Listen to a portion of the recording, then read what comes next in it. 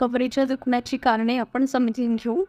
सगळ्यात महत्त्वाचं कारण आहे गादी, गादी मागे सरकणे किंवा गादी फाटणे आणि त्यामुळे नस दाबली जाते.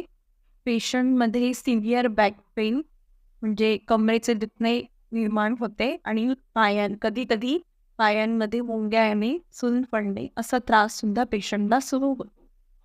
दुसरे कारण आहे एस-आय जॉइंट पेन.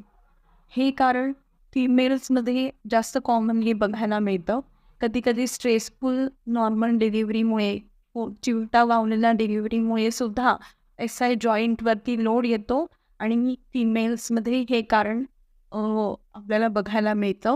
काही काही यंग स्पोर्ट्स पर्सन जे असतात त्यांच्यामध्ये सुद्धा ट्रॉमॅटिक केसेसमध्ये सुद्धा एस-आय जॉइंट हे एक कारण कमरेचं दुखण्याचं आपण म्हणू शकतो.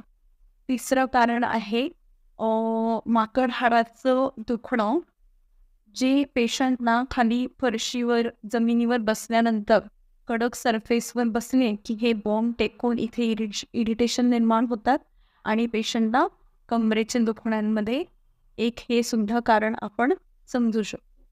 चौथं कारण आहे फॅसेट जॉईंट्स.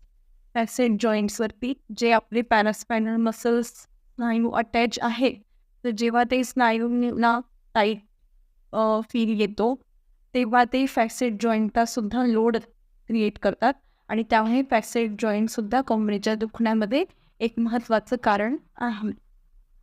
आणि सगळ्यात लास्ट कारण मणक्याचे व्हर्टेब्राचे फ्रॅक्चर. ओस्टिओपोरोटिक म्हणजे कॅल्शियम डेफिशियन्सी असलेल्या पेशंट्समध्ये मणक्याचे फ्रॅक्चर, व्हर्टेब्राचे फ्रॅक्चर खूप कॉमनली बघायला मिळतात किंवा ट्रॉमॅटिक जे उंच शिडीवरून खाली पडणे वगैरे अशा ठिकाणी याचे फ्रॅक्चर होते आणि कमरेच्या दुखण्यांचं हे सुद्धा एक महत्त्वाचं कारण आहे.